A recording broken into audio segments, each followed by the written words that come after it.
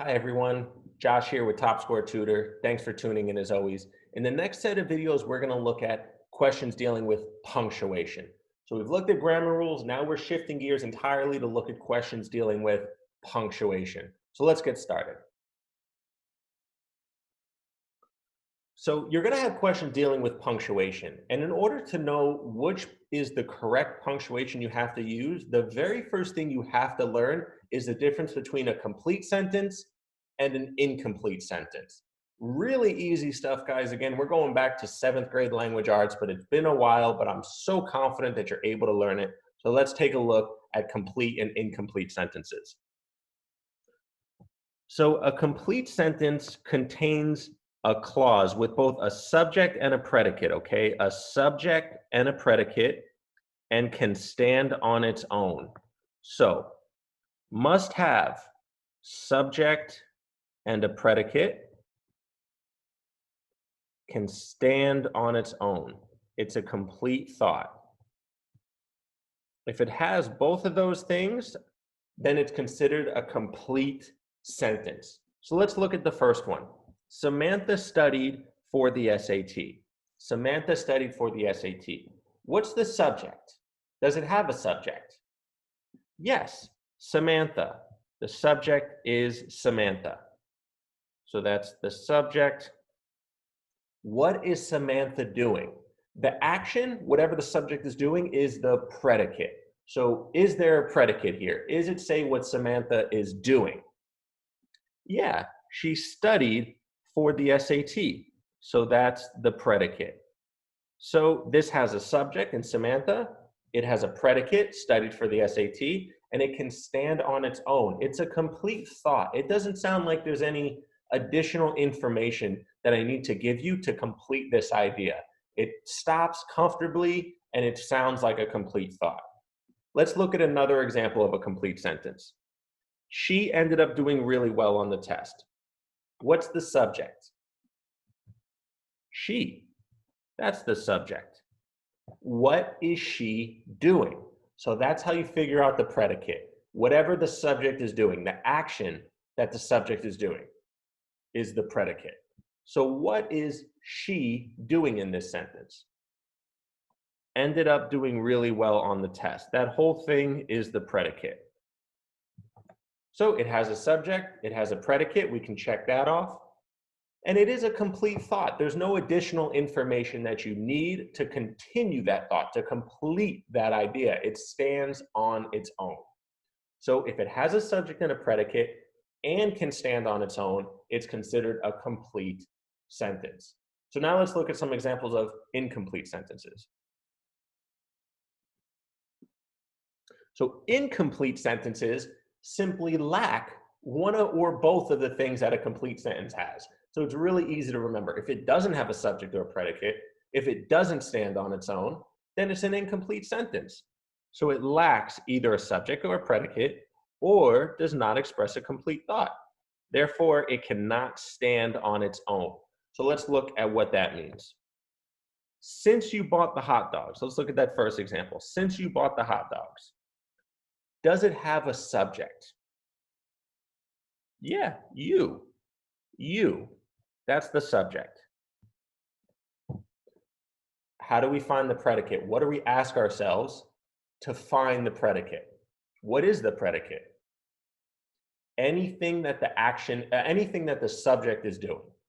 So what is the subject doing? Bought the hot dogs. So we have a subject, you. What is you doing? Bought the hot dogs. Okay, so we have our subject. We have our predicate, so we can put a check there. Now what do we need to find out? Is it a complete thought? This is what I mean by being incomplete. It cannot stand on its own. Since you bought the hot dogs,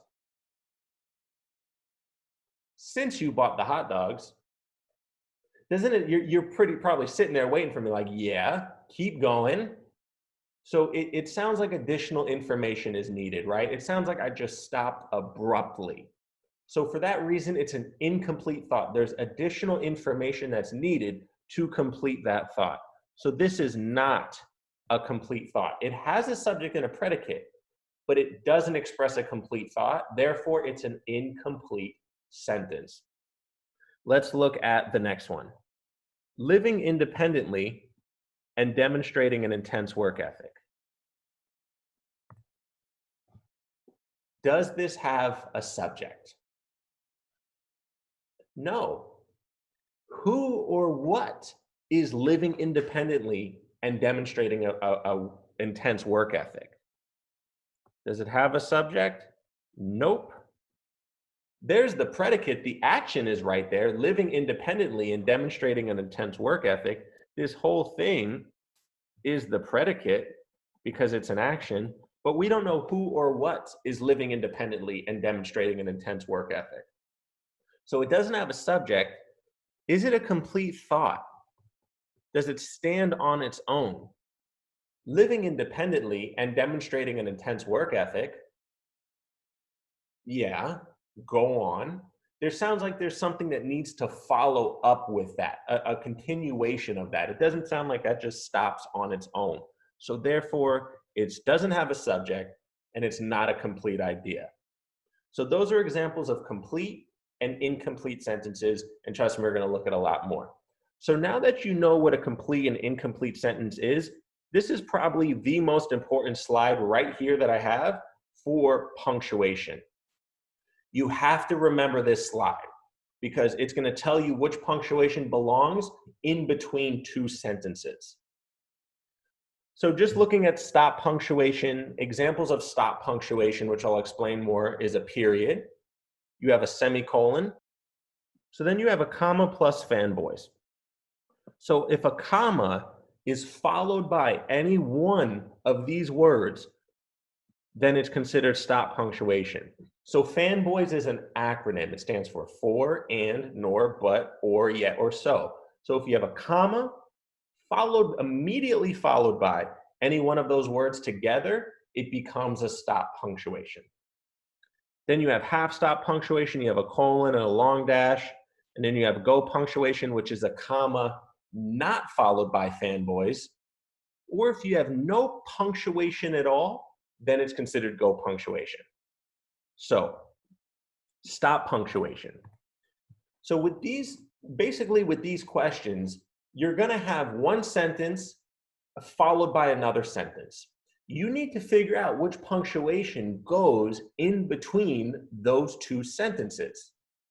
So if for a stop punctuation, for any one of these stop punctuations to be used, both sentences need to be complete. Both sentences, definitely want to write this down, very important, must be complete.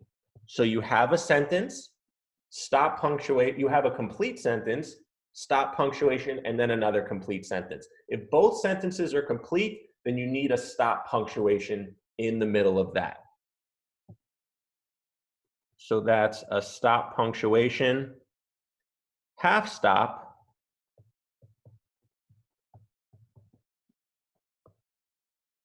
the first sentence must be complete.